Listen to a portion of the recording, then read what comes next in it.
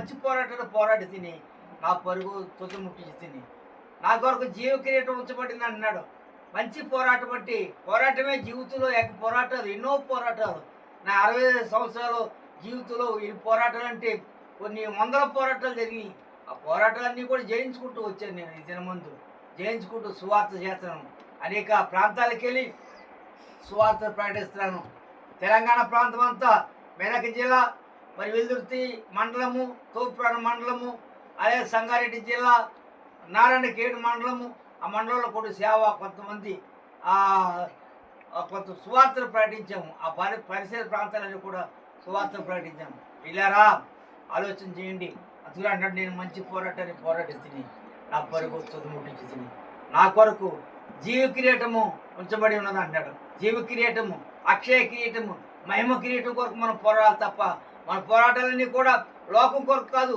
లోకంలో ఎంత పోరాడినా కానీ ప్రయోజనం ఉండదు. లోకం చాలామంది ఈనాడు సేవకులంతా కూడా దేనికోసం ప్రయాసపడుతుందంటే పొలాలు సంపాదించడానికి, బిల్డింగ్లు కట్టడానికి, కార్లు సంపాదించడానికి, ఎంతో డబ్బు సంపాదించడానికి ప్రయాసపడుతున్నారు. కానీ అలాంటి ప్రయాసం కాదండి. పౌలు గారు అలాంటి ప్రయాసపడలేదు. పౌలు గారు ఆత్మల కొరకు ప్రయాసపడ్డాడు, ఆత్మలు సంపాదించాడు పౌలు గారు. అందుకని అంటున్నాడు, నేను మంచి పోరాటాన్ని. పోరాటమే జీవితంలో పోరాటమే. అనేకమైన పోరాటాలు మనకు ఉన్నాయి.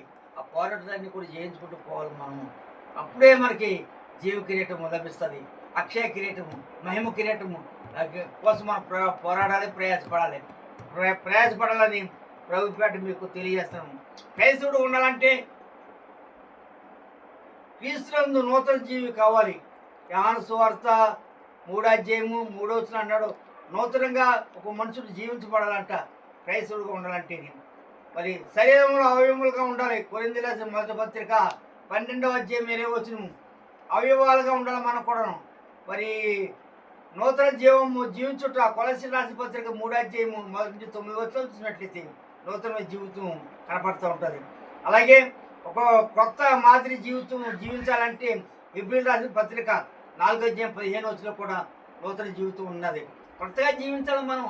మన జీవితం అంతా కూడా కొత్తగా ఉండాలి. మన జీవితంలో మార్పు ఉండాలి. నువ్వు ఎంతకన్నా మీరు మారు మనసు పొంది పాప క్షమాపణ నిమిత్తమే యేసుక్రీస్తు నామములో ప్రతి వాడును మరి బాప్తిసం పొందుడు, అప్పుడు పరిశుద్ధాత్మల వరం మీరు పొందుదురని దేవుని వాక్యం తేటగా తెలియజేస్తాడు. అలా పొందటానికి మనం ఎప్పుడు కూడా సిద్ధంగా ఉండాలి, సిద్ధపడాలి. హేతువాడు ప్రతి వారికి సాత్వికతో సమాధానం చెప్పడానికి ఎల్లప్పుడూ సిద్ధంగా ఉండాలంట. ఒకసారి కదా, ఎల్లప్పుడూ కూడా మనం సిద్ధంగా ఉండాలి. అలా ఉండటానికి మనం నిర్ణయించుకోవాలి, అలా ఉండటానికి మనం తీర్మానం చేసుకోవాలి, అలా ఉండటానికి మనము దేవుని కొరకు అర్పించుకోవాలి.